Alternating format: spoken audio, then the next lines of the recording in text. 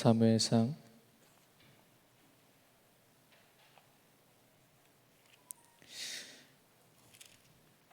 13장 8절에서 9절입니다.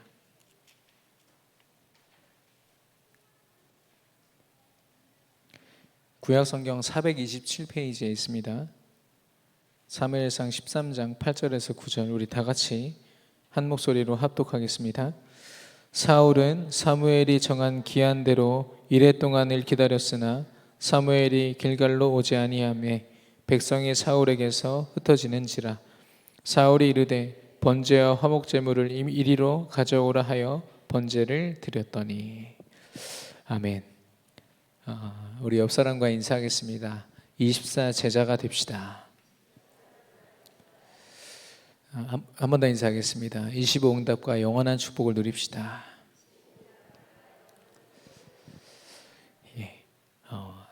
세상이 어떤 흐름 속에 있든 하나님은 이 언약대로 우리를 그 축복의 흐름으로 인도하시고 축복하실 줄로 믿습니다.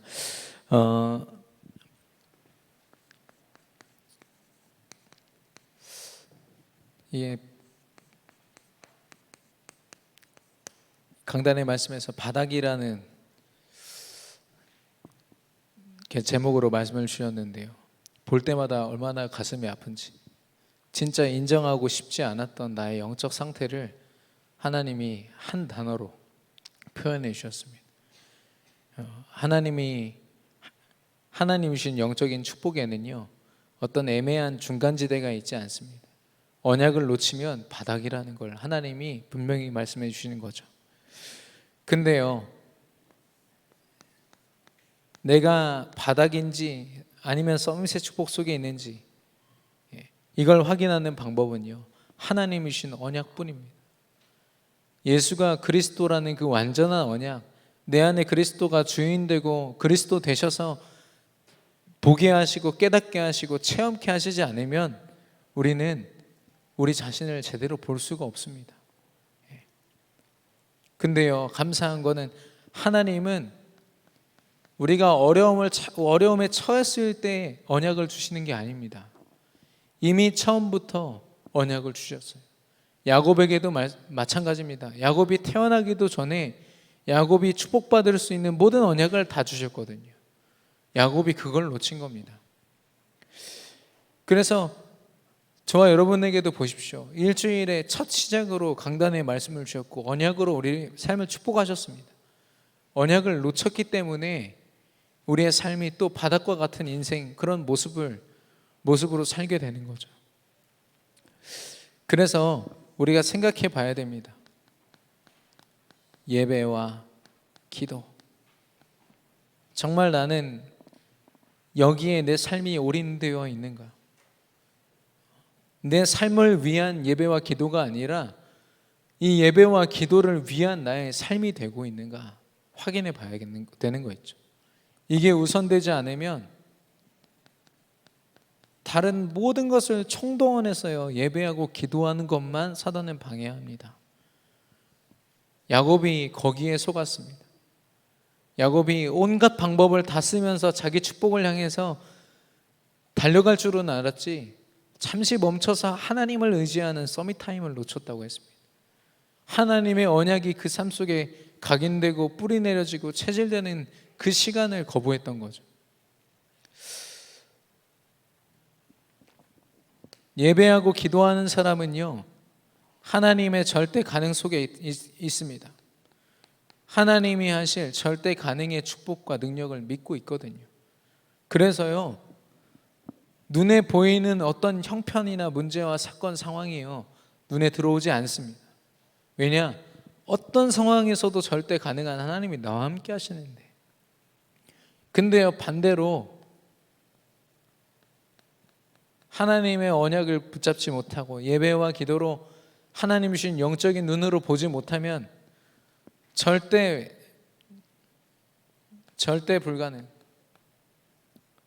불가능한 내가 보이는 겁니다. 하나님이 주신 방법을 잃어버렸어요. 당연히 인본주의를 쓸 수밖에 없습니다. 하나님의 능력으로 사는 방법을 상실합니다. 끊임없이 내 방법, 내가 경험했던 거 앞세워서요, 그거 자랑하면서 사는 거죠. 그저 오늘 새벽에도 제가 말씀드렸지만 세상 사람들이 야곱이 마지막에 야복강가를 체험하기 전에 굉장한 부자였습니다. 많은 가축과 소유물이 있었거든요. 그때 야곱을 누가 취재했다면요, 당신은 어떻게 이렇게 성공하게 됐습니까? 이렇게 부를 취득할 수 있게 됐습니까? 그 사람들은 야곱이 정말 자기가 축복받고 싶어서, 쟁취하고 싶어서 열심히 살고 최선을 다하고 수단 방법을 가리지 않았던 것을 주목할 겁니다. 야, 이렇게 열심히 사니까 이렇게 벌었구나. 근데 야곱은요, 평생을 죽음보다 더 두렵게 자기 형을 만나는 걸 두려워했거든요. 그 트라우마, 그 영적 문제는 여전히 해결되지 않았어요. 야곱이 직접 얘기하지 않습니까? 내가 험악한 삶을 살았다고. 그래서 절대 불가능한 나를 딱 체험하면요, 그때부터는 내게 오는 문제, 사건, 상황, 이게 다 뼈요 살로 다 느껴집니다. 그래서 문제 올 때마다 완전 바닥을 치고 또 무너지고 열심히 이를 악물고 버티고 참고 견디고, 하나님이 언제 참고 견디면 내가 언제 하겠다, 내가 뭘 해보겠다라고 말씀하십니까? 네가 참고 견뎌서 뭔가 이루면 그게 성취라고 언제 하나님이 말씀하셨습니까? 근데 야곱은 그런 인생 살았다니까요. 그래서 하나님은 예배와 기도를 통해서 절대 가능한 하나님을 의지하고 언약을 붙잡은 그 상태를 서밋이라고 말씀하시고요, 그렇지 않고 절대 불가능한데도 그런 절대 불가능한 내 방법, 내 기준 앞세워서 살아가는 것을 하나님은 바닥이라고 말씀하십니다. 여러분이 생각하는 바닥은 어떻습니까? 어떤 우리 렘넌트 한 명이 바닥은요, 성적 꼴등에서 5등하는 거예요. 얘기하는 거예요. 그것도 계속 포럼하고 있는 중에 제가 질문했는데 그렇게 얘기하더라고요. 기준이 그렇습니다. 우리 렘넌트가 틀렸다는 게 아니라 세상이 주는 바닥의 기준이 그렇습니다. 내가 뭔가 갖지 못하고 뭔가 육신적으로 어려움을 당하면 바닥처럼 너무 실감나게 느껴지는데, 뭔가 많이 가지고 있고 근데 영적으로 병들어 있는 순간은 바닥으로 인정되지 않아요. 내가 잘하고 있다고 느껴지는 겁니다.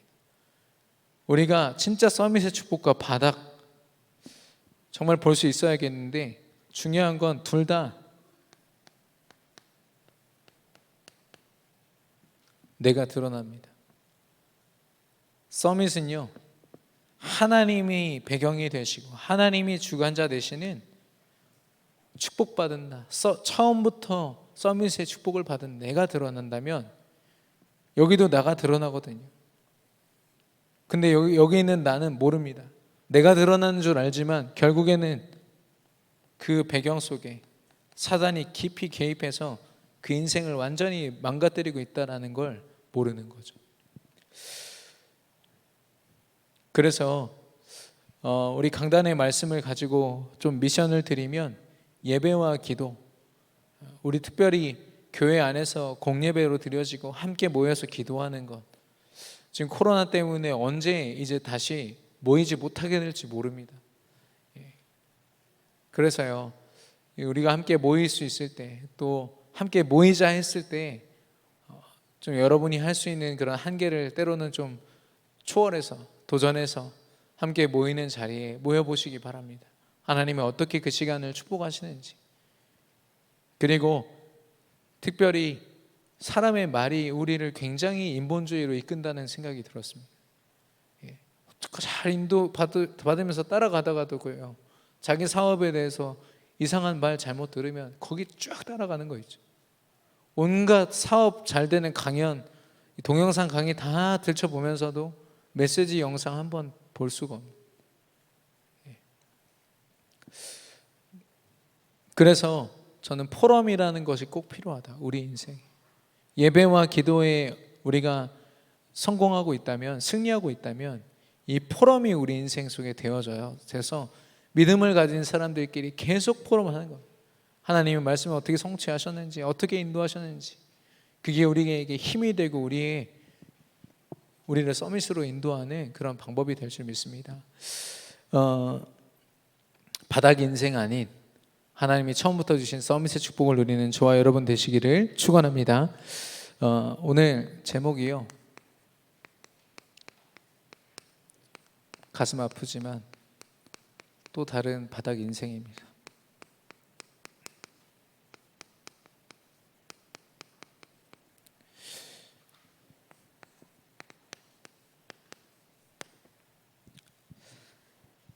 또 다른 바닥 인생. 누가 이런 인생을 살았느냐? 사울 왕이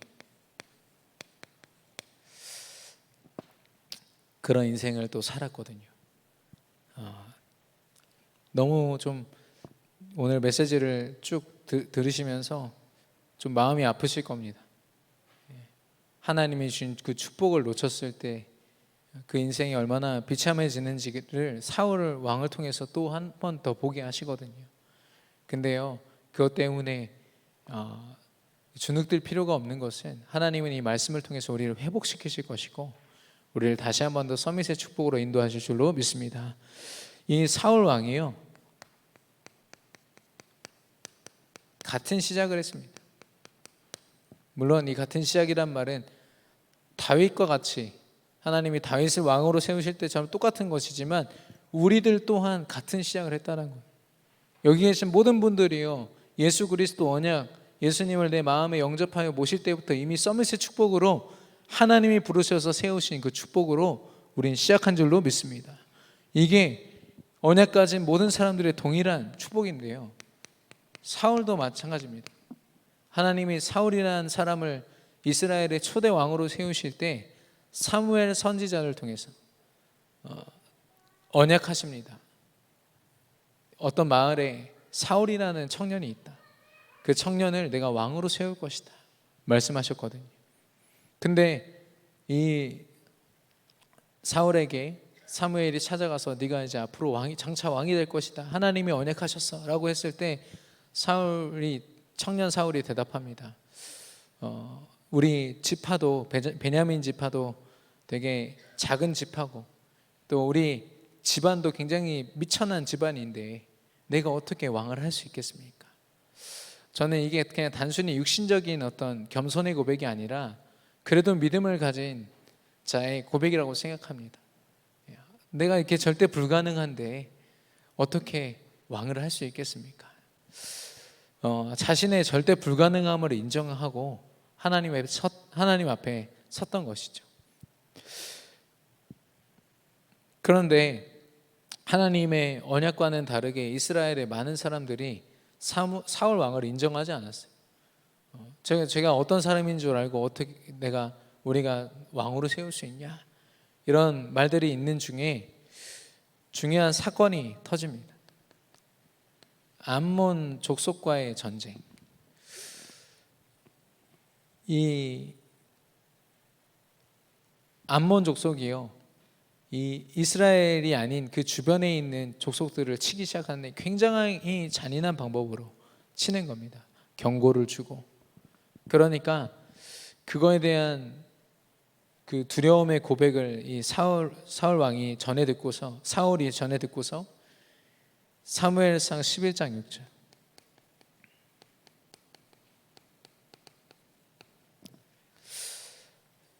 하나님의 영에게 크게 감동되매 그의 노가 크게 일어나라고 했습니다. 이 암몬을 향한 그런 화가 확 올라왔는데 그게 자기의 어떤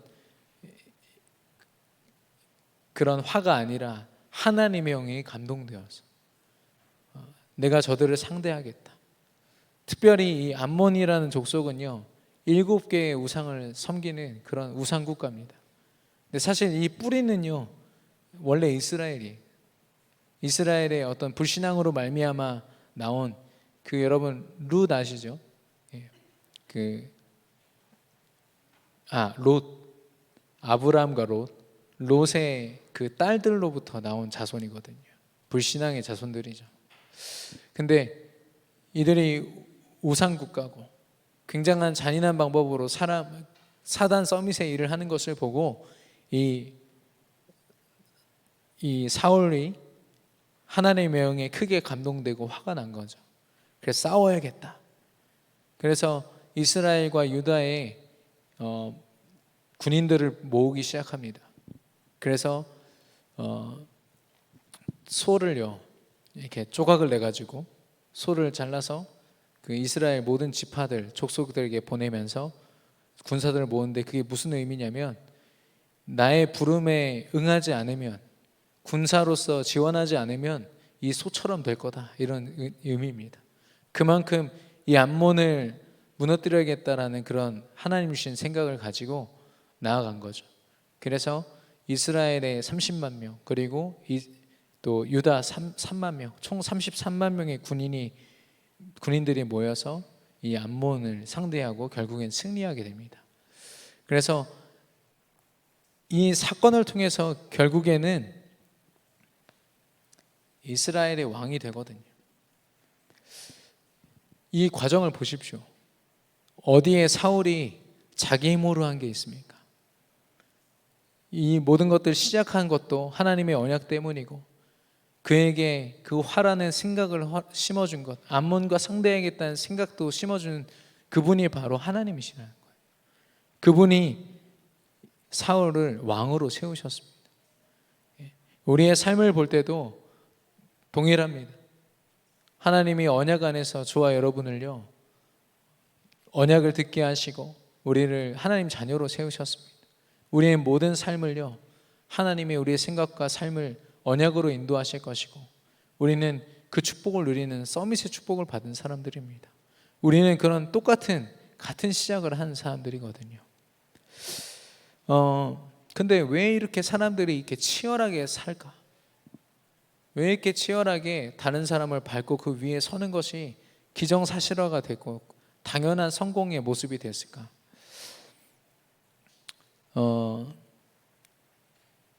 여러분 진화론 아시죠? 진화론의 그 내용이 그렇더라고요. 조그만한 이 세포 같지도 않은 세포가 치열하게 버틴 겁니다. 죽지 않고 버텨가지고요. 그게 조금씩 커지고 또 커져서 어떤 환경을 만나면 또 죽을 뻔한 그런 환경 속에서 또 적응하고 또 적응해서, 날 수 없는 환경을 만나면 몇만 년에 걸쳐가지고 죽다가 결국엔 날개가 생겨서 새로 막 날아다니고, 이게 진화론 아닙니까? 거기서부터 사람들이 생각을 하는 겁니다. 치열한 경쟁, 이게 당연한 삶이 되어 있는 거예요.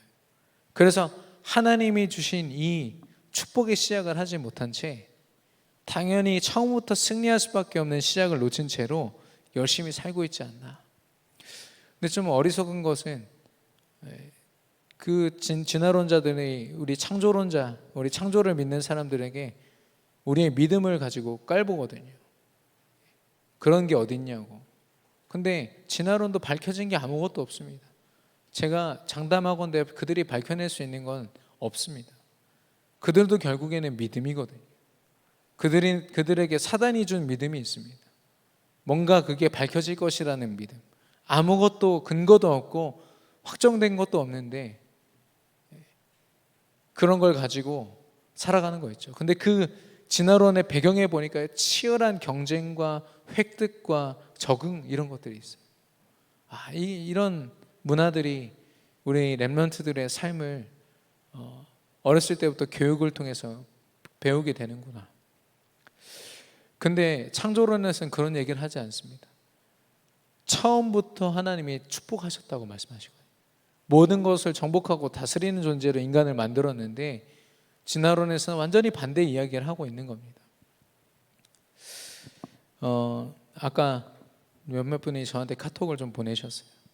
지금 코로나 때문에 전국에 있는 우리나라 교회에 이제 공문을 나라에서 보내겠다는 거죠. 그래서 방역을 철저히 하고, 근데 대예배는 건들지 않는데 우리가 모이는 소모임을 모이지 말라는 겁니다. 법적으로 제재하고 벌금을 물리겠다고. 아까 말씀드렸던 예배 기도 포럼을 막겠다라는 거죠. 어떤 분이 저한테 그러시더라고요. 참 대단하다고. 그런 용기는 어디서 나냐고. 근데 제가 용기가 있어서 예배를 막 무작정 드리자고 이렇게 하는 것이 아니라 저는 좀 사역을 하면서 확인한 게 온라인 예배 드리면서 무너진 가정이 엄청 많습니다. 여러분들이 확인해 보셨으면 좋겠지만 우리 성도님들이 예배를 온라인으로 집에서 드리시면서 더 예배를 사모하고 더 하나님을 사모하게 된 분들도 많이 계십니다. 그런데요, 많은 분들이 예배가 무너졌어요. 예배가 무너지면요, 코로나 걸리는 것과 상관없이 그 인생은 바닥 인생 되거든요. 저는 그거랑 타협하고 싶지는 않습니다. 그래서 최대한 지침을 지키면서 우리는요, 모여야 됩니다. 모여서 예배하고 하나님이 주신 강단의 말씀을 철저하게 생을 걸고 붙잡아야 됩니다. 그리고 가능하다면 그걸 가지고 풍성한 포럼을 통해서 내가 붙잡은 말씀들이 정리되어야만 그게 정말 바닥의 모습에서 서밋의 축복으로 옮겨지는 그 축복의 시작이 되거든요. 자기 생을 위해서는 직장도 다니고 사람들과 모임도 하고 미팅도 하는데요, 왜 교회 모임만 그렇게 이야기를 하는지. 대전에는 지금 교회 때문에 확진자가 5명밖에 안 나왔습니다. 교회가 원인이라고 얘기할 수 있습니까? 근데 뭐 때문에 이렇게 세상 사람들이야 그렇다 치지만 정말 예배 앞에 하나님 앞에 드려져야 되는 우리가 왜 뭐 때문에 이렇게 두려워해야 되는지, 저의 마음입니다. 저의 이런 생각입니다. 어떤 분들의 생각을 탓하고 싶지 않습니다. 근데 예배를 지킨다는 건요, 그냥 예배를 드린다의 수준이 아니라 우리의 삶을 승리의 삶으로 지키는 걸 얘기하기 때문에 포기할 수 없는 겁니다. 그걸 모르는 저 무식한, 저 부족한, 저 위정자들이요, 함부로 교회를 하는 걸 볼 때 얼마나 가슴이 아픈지, 영적으로 죽는 게 얼마나 큰 재앙인지 저들은 모르지 않습니까? 그래서 이 하나님이 주신 축복의 시작을 했지만 하나님을 향한 예배와 기도를 놓치니까 사울 왕 또한 인본주의에 속게 됩니다. 하나님이 축복된 시작을 허락하셨는데 정작 자신의 삶을 시작할 때는 인본주의로서 시작하는 거죠. 그 철인 3종 경기 그 선수 자살했잖아요. 그 동료들이 지금 나와서 계속 그 폭로를 하고 있는데 그걸 보면서 느꼈습니다. 저 모임은 애초부터 올림픽을 통해서 이 성공한 선수를 만들어내는 곳이 아니라 이미 자살할 수밖에 없는 시스템을 만들어 놓고 끌어들인 거죠. 사단이 그렇게 악랄합니다. 처음부터 성공이 목표였지 거기 참여한 선수들을 귀하게 여기고 그 인생을 정말 행복하게 돕고 그거 관심 없다니까요. 세상이 그렇습니다. 우리 렘넌트들, 우리 산업인들, 우리 중지자분들을 삶을 통해서 뭔가 열심히 최선을 다해서 살아가도록 하지만 정작 우리의 영적인 상태, 우리의 참된 행복 돌보지 않거든요. 예배와 기도를 통해서만, 함께 교회에서 함께 모여서 예배하는 그 시간을 통해서만 우리는 그걸 점검하고 다시 회복할 수 있습니다. 그래서 불신자들이야 사단이 만든 그런 분위기, 흐름, 사단한테 어떻게 대응합니까? 무슨 힘이 있다고? 그냥 그 흐름대로 쫓아가면서 불행한 인생 사는 거죠. 근데 우리는 그렇지 않습니다. 대응할 뿐만 아니라 그들을 정복하고도 남을 힘이 있는데 왜 우리가 그들에게 내어주는 삶을 사냐고요. 근데 사울이 그런 인생을 살거든요. 어떤 인생이냐? 어떤 사건이 있었냐면 블레셋이 쳐들어옵니다. 그때 블레셋은요, 무기가 굉장히 많았어. 눈에 보이는 그들이 들고 있는 무기를 보고요, 이스라엘의 군인들, 백성들, 사울 왕까지도 두려움에 완전히 빠진 겁니다. 13장 1절 14절 그래서 사무엘이 와서 예배를 드려주면 좀 승리할 수 있지 않을까. 근데요, 이 사울이 생각하는 예배는, 사울 왕이 생각하는 예배는 하나님께 참된 영광을 돌리고 오직 하나님의 언약을 기억하고 새기고 각인하는 예배가 아니라 이 지금 주어진 문제 해결을 위한 예배인 거예요. 그러니까 사무엘이 그 길을 바로 오지 못하고 7일 동안 그 일을 지체해야 하거든요. 빨리 지금 예배 드려가지고 어떻게든 이 문제를 해결해야겠는데 예배를 드릴 수 없는 상황이 되니까요, 이 사울 왕이 자기가 직접 예배를 드립니다. 사무엘이 없는 예배를 드려요. 하나님이 만드신 예배의 모습을 완전히 깨뜨리고요, 자기가 자기를 위한 예배를 드리는 거 있죠. 그래서 그 예배를 통해서 나를 드러내기 위한 겁니다. 여기 보니까 백성들이 두려워했다. 백성들이 너무 두려워하고 군인들이 자기 진영에서 떠나고 도망가니까 그걸 지켜볼 수 없어서 자기가 어쩔 수 없이 예배했다. 하나님을 애초부터 믿지 않은 거죠. 하나님이 지키시고 인도하실 것이라는 믿음이 애초에 없었던 겁니다. 그래서 예배를 실패했는데요, 그 예배의 모습을 보니까 결국에는 나를 지키고 내가 잘 되고 내가 불행이 없었으면 좋겠고, 예배의 목적이 완전히 달라진 거예요.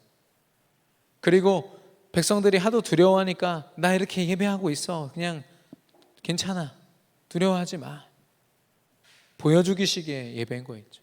하나님을 하나도 믿지 않으면서 나를 위한 예배. 그리고 그러다 보니까요, 정작 예배의 주인공 되셔야 되는 하나님을 위한 예배가 아니었습니다. 조급한 마음에 아무렇게나 드리는 예배. 근데 이런 예배와 완전히 반대된 예배 여러분이 아시죠? 여리고의 전투를 앞둔 이스라엘 여호수아의 군대들, 언제 적들이 기습해 올지 모르거든요, 가나안 족속들이. 근데 그들이 엄청난 전투를 앞에 두고 한 게 할례였습니다. 남자들이요, 포경수술하고 바닥에 다 누워가지고 모든 이스라엘의 청년들이 며칠 동안 아무것도 못합니다. 해보신 분들은 아시겠지만. 그 말은 뭐냐, 우리는 지금 당장 싸우는 것보다, 이 지금 두려움을 이기는 것보다 더 중요한 건 내가 누군지를 확인하는 거예요. 내가 하나님 자녀요, 하나님이 처음부터 주신 서밋의 축복을 확인하는 겁니다.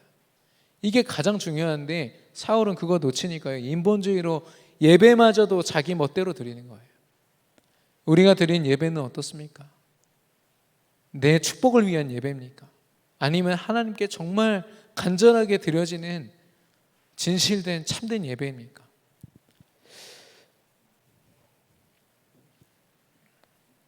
두 번째는 아말렉과의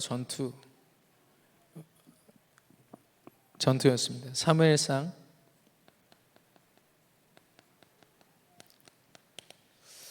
15장 3절. 아말렉 족속과 이렇게 전투를 하게 되는데요, 하나님이 전투에 나아가는 이 사울을 위해서 미션을 주십니다. 진멸하라. 왜냐하면 아말렉이라는 족속 자체가 그들이 가지고 있는 모든 소유나 이런 것들이 다 제사를 위해서 쓰여지고 우상의 문화를 위해서 쓰여지는 것들이 있기 때문에 하나님은 그들이 가진 모든 것, 그들의 생명조차도 완전히 다 진멸시켜라 말씀하셨어요. 하나님이 원하시는 건요, 흑암과 타협하는 게 아닙니다. 저거 내게 유익이 된다고 해서 흑암과 타협하기를 원하시지 않으시고, 흑암이라면 그리스도 이름으로 완전히 끊어내기를 원하시거든요. 그 미션을 주신 겁니다. 근데요, 그 아말렉의 왕을 살려서 줄에 묶어가지고 질질 끌고 와요. 왜냐? 보여주려고. 내가 아말렉과 싸워서 이겼다, 왕이 여기 있지 않냐, 정치적으로 자기가 실력 있는 왕임을 사람들에게 보여주려고. 그리고 살찐 짐승을 살립니다. 그러면서 나중에는 하나님께 뭐 제사 드리려고 했다 이런 막 핑계도 대고. 근데 결국에는 뭐냐면 우리가 전쟁을 통해서 이 살찐 짐승들을 획득했다 자랑하기 위한 거죠. 정치적으로 경제적으로 나를 드러내고 자신의 어떤 공로를 드러내고 하기 위해서요, 하나님이 주신 미션과 완전히 반대된 일을 한 겁니다. 하나님이 맡기신 우리에게 주신 일들이 있는데, 그래서 사무엘 선지자가 이 사울 왕을 보고 순종이 제사보다 낫다라고 했어요. 하나님을 향한 순종의 마음 없이 어설프게 드리는 예배보다 예배 안 드려도 좋으니까 하나님을 정말 하나님의 말씀에 제발 순종해라 이 말씀이신 거죠. 하나님이 저와 여러분에게도 전도자라는 미션, 렘넌트라는 미션, 서밋이라는 미션을 주셨습니다. 이 하나님이 주신 축복을 가지고 나 잘 먹고 잘 살라고 한 번도 말씀하시지 않았어요. 정복하고 다스리고 영적인 문제 속에 있는 저들을 살리고 도우라고.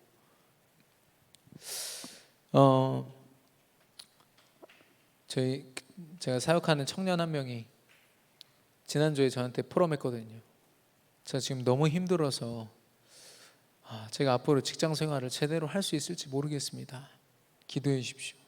그래, 기도하자. 언약 아니면 불가능하다. 일주일 동안 기도했는데요, 너무 큰 차도를 하나님이 허락하셨어요. 그래서 막 회복이 많이 돼서 직장에서도 잘 적응하고. 근데 어제 포럼할 때 뭐라고 하는지 아세요? 직장이 저랑 좀 잘 안 맞는 것 같습니다. 지난 주간에도 일만 좀 할 수 있었으면 좋겠습니다. 제가 그 자리에서 지적해 줬어요. 야, 지난주에는 이렇게 고백했는데 어떻게 이렇게 사람이 이렇게 달라질 수가 있냐. 자기도 놀라더라고요. 그랬군요. 아무 생각 없이 살겠습니다 이러더라고요. 생각 없이 살지 말고 언약을 기억해라. 하나님이 주신 미션 때문에 하나님이 너를 그 직장에 보내시고 너를 회복시키신 거다. 너 그 일 안 하면 넌 다시 무너질 수밖에 없어.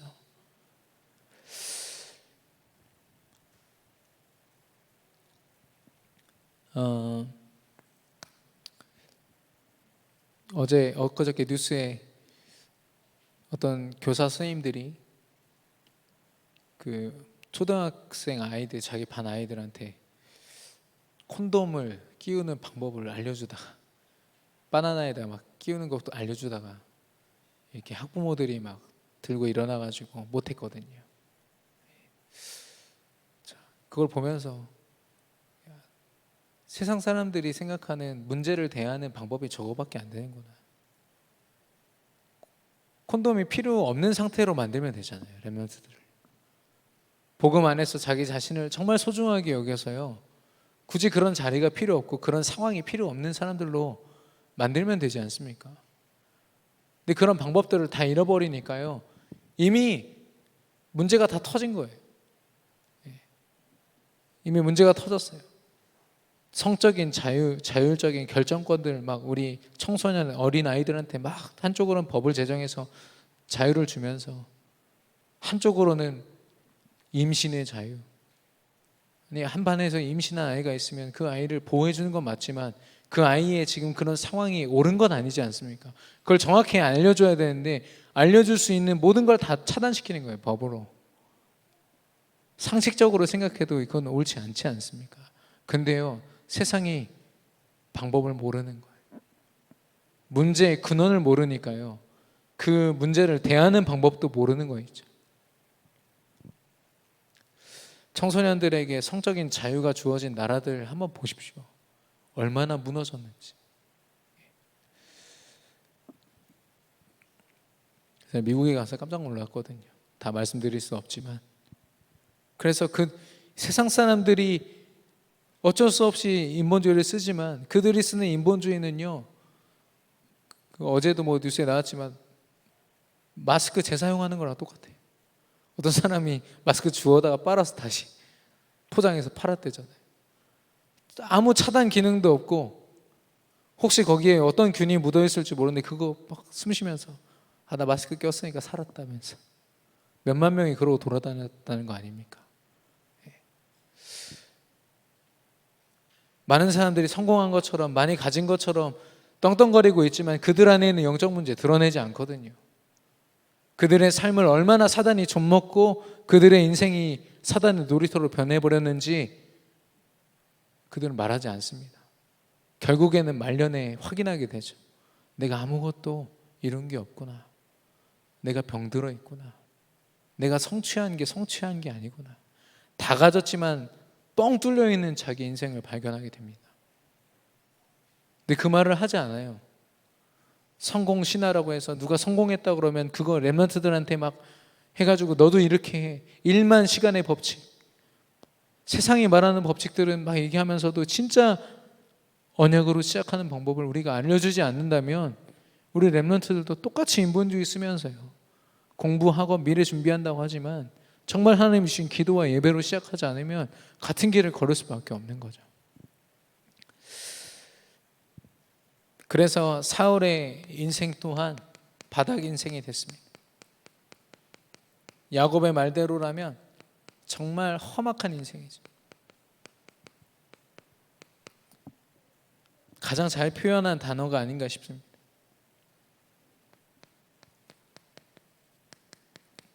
왕이었지만 굉장한 권력을 가졌지만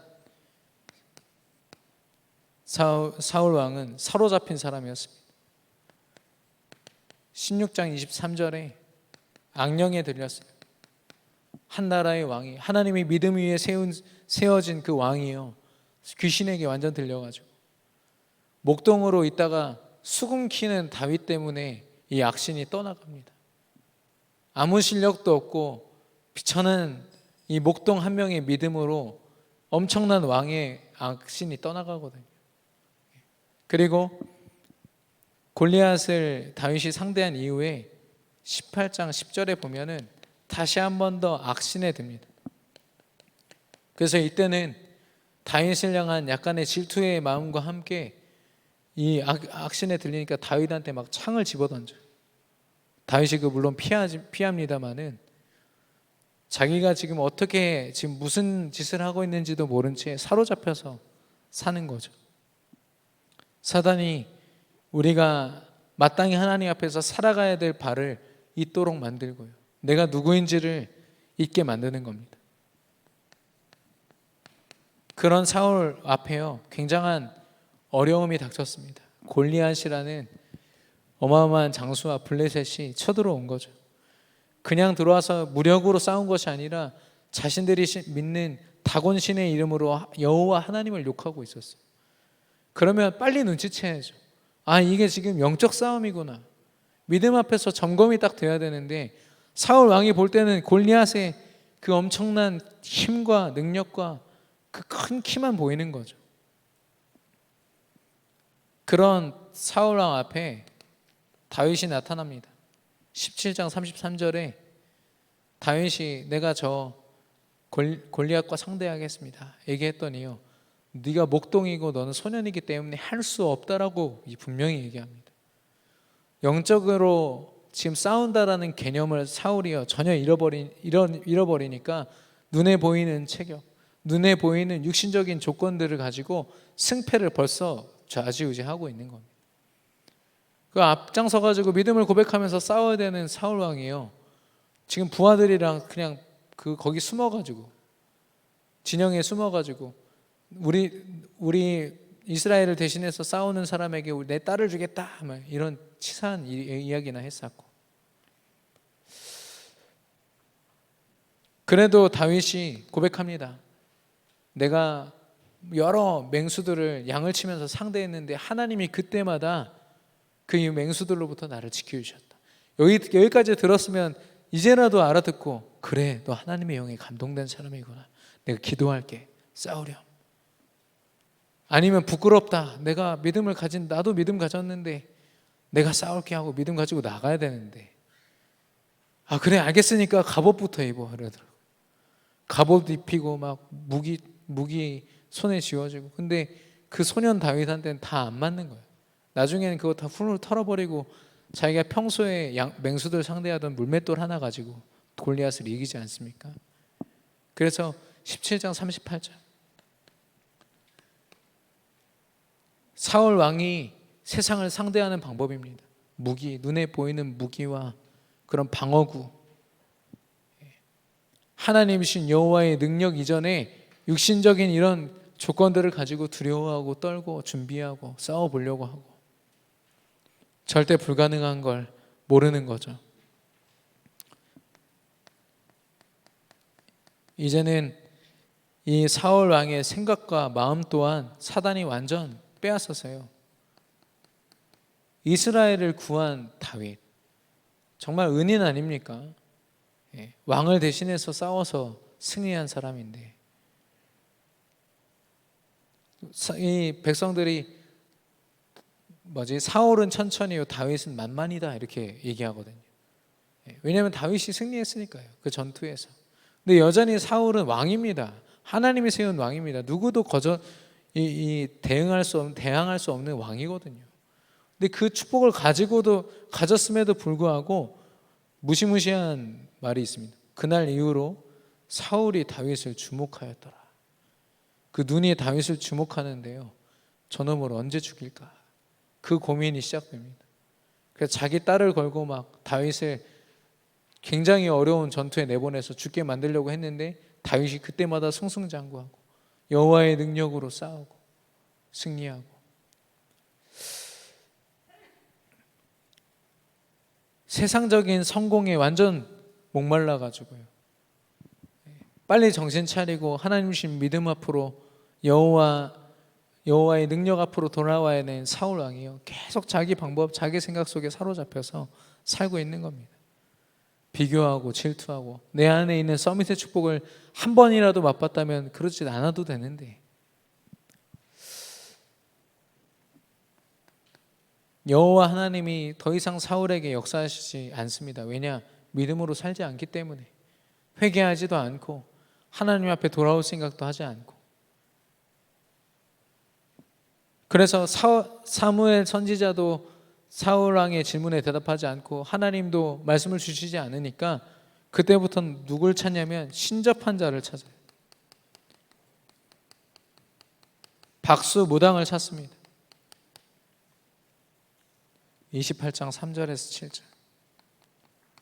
그래서 자기에게 지금 주어지는 위기와 이런 상황들을요, 하나님이 아닌 이제 귀신에게 물어보기 시작하는 겁니다. 근데 이 사건을 통해서도 하나님이 그 사무엘 선지자의 그런 환영을 보게 하셔서 이 사울이 회개하도록 하시거든요. 신접한 여인을 통해서 자기의 미래를 점쳐달라고, 내가 어떻게 살아가야 될지 알려달라고, 세상의 그 방법과 그런 흐름에 자기를 빼앗기는 것도 모자라서 이제는 귀신 앞에서 자기 인생을 구걸하고 있는 겁니다. 결국에는 31장 1절에서 13절. 비참한 최후를 맞습니다.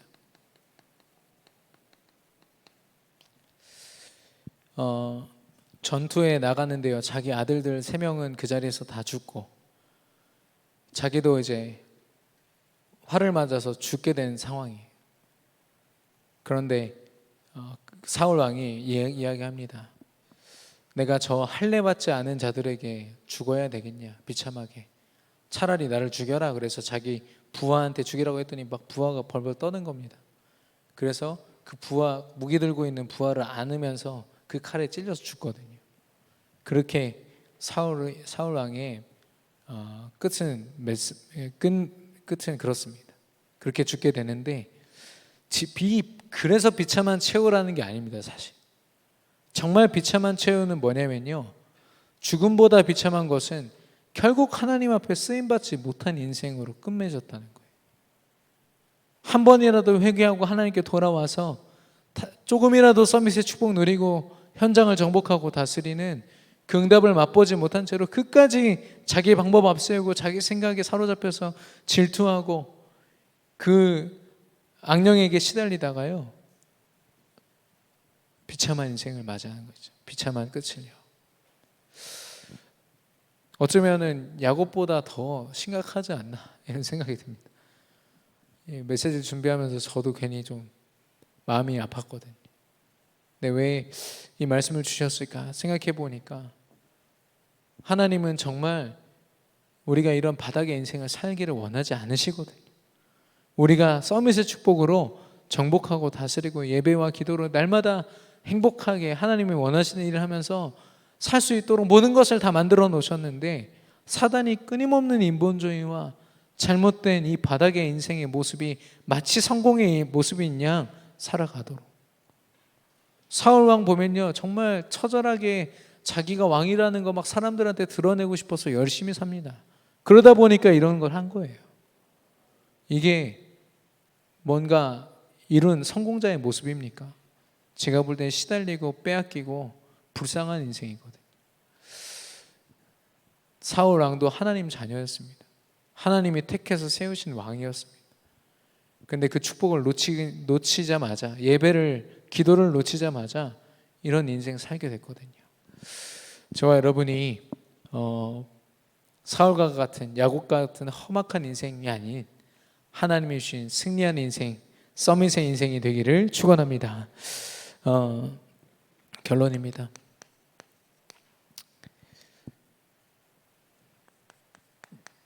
근심하여 라고 있거든요. 끊임없이 이 인본주의를 쓰는 이 사울 왕을 보면서 사무엘이 근심하여 이르되 라고 했거든요. 여기서 말하는 근심하여는 그냥 좀 걱정돼 가지고, 그러니까 친구가 친구한테 좀 걱정돼서 이렇게 위로하는 그런 것이 아니라 분노로 타오르다입니다. 분노로 타오르다라는 그 히브리어 원어를 가지고 있어요. 이 사무엘이 볼 때는요, 이 인본주의 쓰면서 바닥 인생을 살고 있는 사무엘의 인생이요, 그냥 초라한 게 아니라 너무 이 분노로 타오르는 겁니다. 저 여러분은 스스로를 점검할 때 이런 마음으로 점검했으면 좋겠습니다. 내가 왜 도대체 뭐 때문에 사단한테 이렇게 빼앗기면서 살아왔는가? 내가 뭐 때문에 인본주의 쓰면서 하나님이 주신 서밋의 축복을 못 누리고 바닥 인생 살았지? 하나님 앞에 이 근심이 우리가 시작돼야 되겠는데요. 우리도 모르게 각인뿌리 체질로 세상과 타협해서 살아가는 모습들이 많이 있기 때문에 계속해서 강단 말씀을 통해서 또 유광수 목사님을 통해서 우리에게 훈련을 주실 때마다 각인뿌리 체질, 예틀 꺾어라, 그거 아니면 소용없다 말씀하시지 않습니까? 왜냐? 그 각인뿌리 체질, 그 모든 것이 다 잘못된 인본주의로 말미암고 우리에게 상처를 조장하고요. 그래서 내게 주어지는 인본주의, 남은 한 주 동안 말씀 속에서 확인해 보시기를 바라고요. 나의 예틀, 각인뿌리 체질.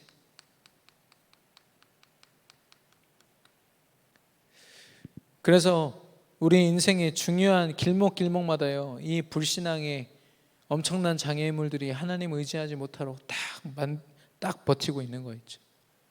그래서 내 인생인 것처럼 속이고 있는 이런 것들요, 빨리 깨뜨려 버려야 됩니다. 여러분이 하시는 사업 정말 언약으로 시작한 거 맞습니까?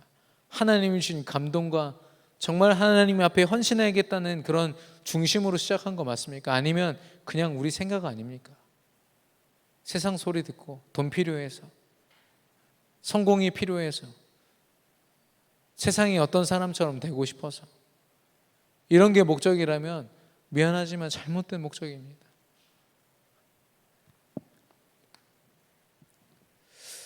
그래서 우리 안에